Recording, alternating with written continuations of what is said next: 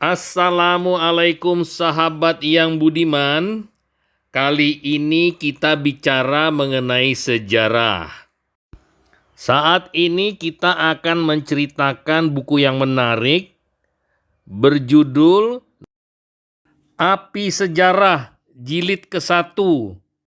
Mahakarya perjuangan ulama dan santri dalam menegakkan negara kesatuan Republik Indonesia. Karangan Ahmad Mansur Suryanegara. Sesi ini akan menceritakan hubungan bangsa Mongol dan Cina dengan Islam.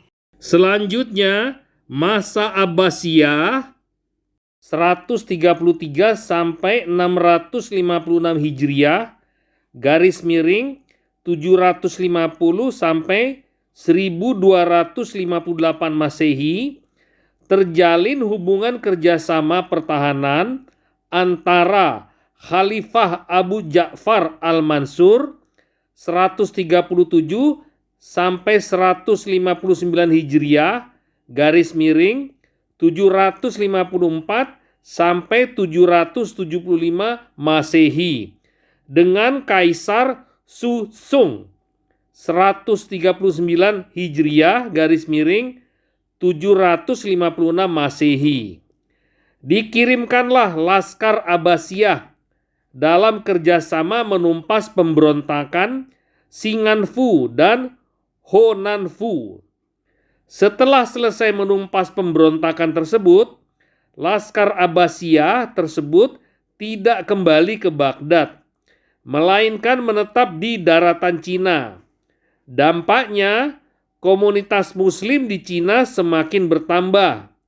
500 tahun kemudian, lahirnya kebijakan Kubilai Khan menaruh perhatian besar terhadap Islam. Adapun Kaisar Kubilai Khan 1260 sampai 1294 Masehi menyebutkan nama dinasti Kubilai Khan adalah dinasti Yuan 1279 sampai 1368 Masehi, yang dan perlu kita perhatikan sangat langkanya dalam penulisan sejarah, dinasti Genghis Khan mempunyai perhatian besar terhadap Islam. Terbukti dengan adanya pengangkatan Abdurrahman sebagai Menteri Keuangan dan Perpajakan pada tahun 1244 Masehi, dan Umar Syamsuddin dikenal sebagai Sayyid Ajal, kelahiran Bukhara pada tahun 1259 Masehi, diangkat sebagai Menteri Keuangan dan merangkap menjadi Gubernur Yunan. Berita sejarah ini tidak sampai di masyarakat Islam Indonesia. Masyarakat hanya mengenal Genghis Khan yang menghancurkan Islam dan kekuasaannya meliputi Yunan. Namun tidak disebutkan di Yunan terdapat masyarakat Islam yang besar. Nama Yunan dalam sejarah Indonesia dituliskan sebagai tempat asal bangsa Indonesia. Datangnya sebagai imigran dari Tonkin, Annam, Cochin, Cina ke Nusantara Indonesia terjadi pada masa prasejarah. Anehnya, penulisan sejarah selanjutnya setelah masa prehistori atau prasejarah berlalu, masuk pada masa sejarah, tidak lagi disebutkan Yunan sebagai salah satu provinsi kekaisaran Cina yang mayoritas bangsanya beragama Islam. Tidak dibicarakan kembali Yunan sebagai tanah kelahiran Laksamana Laut Cheng Ho yang Muslim, yang pernah singgah ke Nusantara Indonesia. Belum pernah ada teori masuknya Islam ke Nusantara Indonesia dari Yunan. Peristiwa ini menjadi pertanyaan penulis sendiri. Apakah saat itu Kubilai Khan tahun 1260 sampai 1294 Masehi sudah masuk Islam sebagaimana saudara-saudaranya telah masuk Islam. Tidakkah Yunan merupakan provinsi yang mayoritas penduduknya beragama Islam? Apakah kebijakan politik Kubilai Khan 1260 sampai 1294 Masehi hanya menaruh perhatian yang besar terhadap Islam tetapi tidak beragama Islam, hanya terpengaruh oleh kebesaran Kesultanan Turki. Masa kekuasaan Kubilai Khan 1260 sampai 1294 Masehi diawali 2 tahun sesudah Baghdad dijatuhkan oleh Mongol di bawah pimpinan Hulagu tahun 1258 Masehi. Setelah itu, Baghdad menjadi vasal dari Kesultanan Turki. Saat itu terjadi perang salib, dan dalam perang itu menurut Thomas W. Arnold, umat Islam berhasil mengalahkan salib.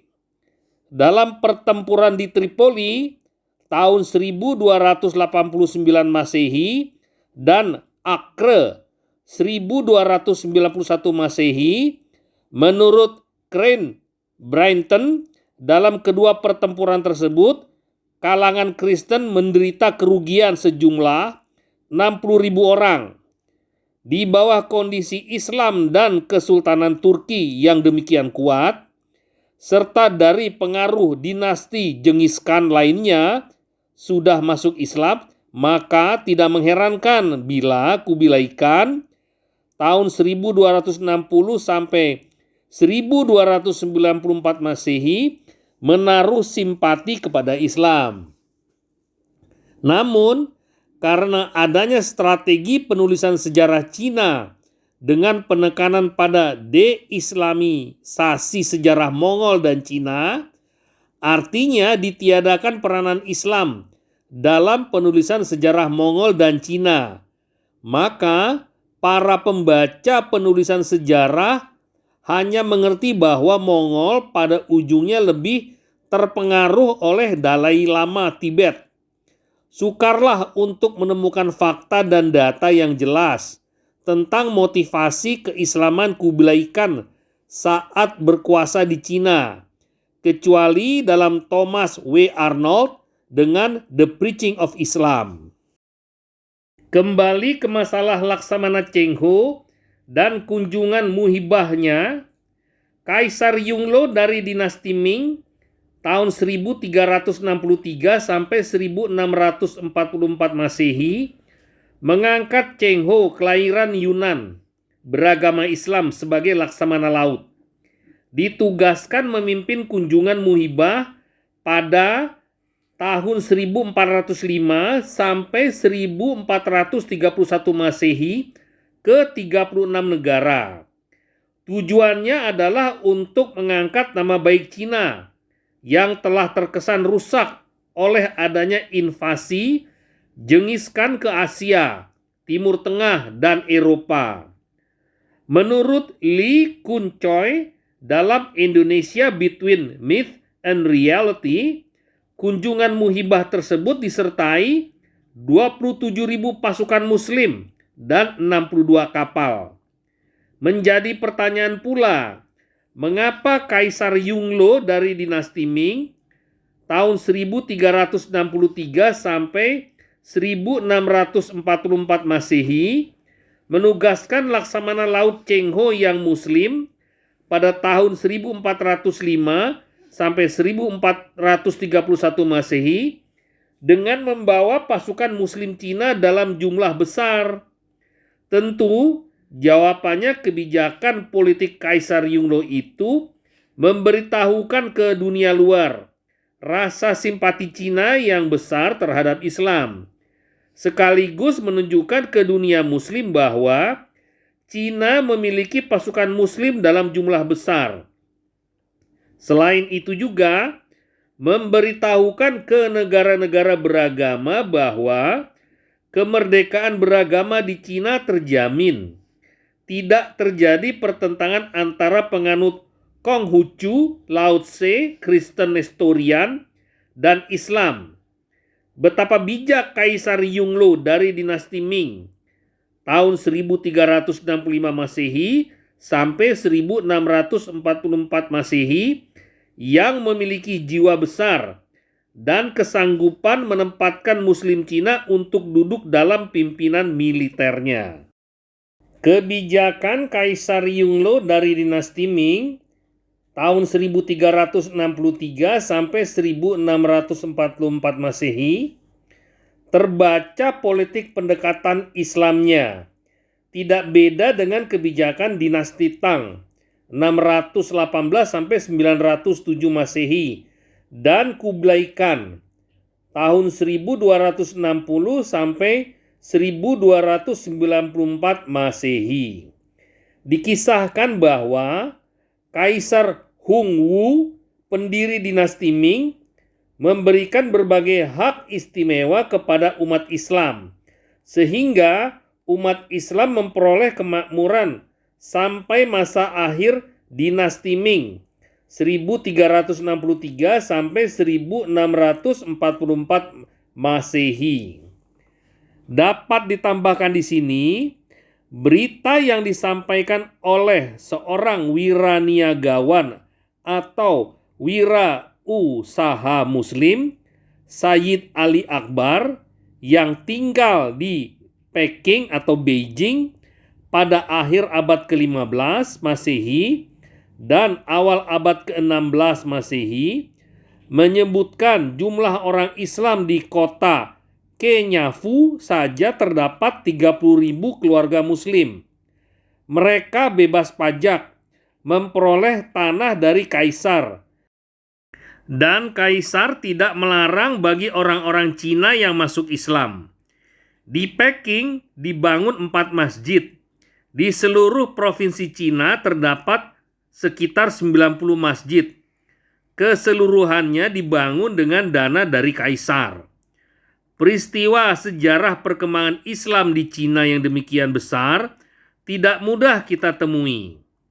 Perlu diperhatikan kunjungan muhibah Laksamana Laut Cheng Ho sangat berbeda dengan motivasi kedatangan kerajaan Katolik Portugis dan Spanyol di Asia Tenggara pada abad ke-16 Masehi yang melancarkan perampokan dan peperangan dengan tujuan reconquista atau penaklukan kembali Islam dan menegakkan penjajahan, serta mission sacrée atau tugas cuci pengembangan agama Katolik dengan cara pemaksaan.